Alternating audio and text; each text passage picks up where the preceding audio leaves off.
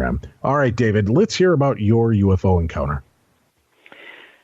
I honestly, when I rack my brain, I always try to think, like, have I ever seen anything else that I would say is, I could pretty confidently say is a UFO encounter?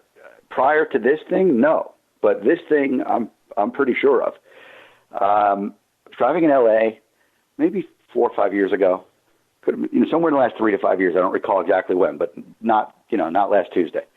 And I was driving. I remember exactly where I was. I was driving eastbound on, I think, Victory Boulevard. If anyone who wants to Google map this along with me, it could be interesting to do this as I lead you through it, because you'll be able to actually street view this and watch what I'm watching.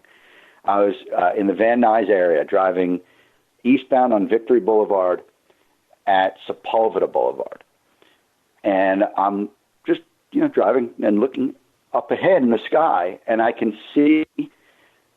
And I wasn't looking for this. It just became apparent that I can see small dots in the sky in the distance, due east, maybe about my 11 o'clock in front of me.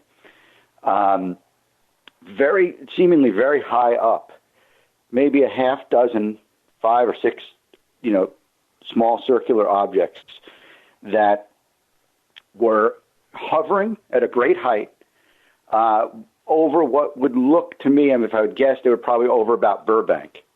Again, I love the idea that somebody's street viewing this and watching the map unfold as I tell the story, because I think it would be cool to you can do it right with my eyes, And so to my eyes, it would be that this was about my 11 o'clock straight ahead east, heading on Victory at Sepulveda, and they're in the skies, maybe about Burbank-ish, and they're just kind of at a great height, sitting still and then moving around each other. And sometimes, like a random one would kind of zoom in on another one and kind of overlap with it, and then it would come out, and 2 others would move a different direction. But they would generally just stay in the same quadrant, the same 11 o'clock quadrant, just kind of hovering and slowly changing positions and moving and reasserting their position in the group and moving around each other, all about the same size objects, all at the height they were, the distance they were, they all looked very small. They were not very, very, very easy to see. A casual, not looking for it. That's not, if you hadn't noticed it like I had, you may not have noticed it at all. You would have had to notice it and then be like, what's that? And stare in at it and then start observing how strangely these objects are acting and realize you're looking at something that seems to be UFOs.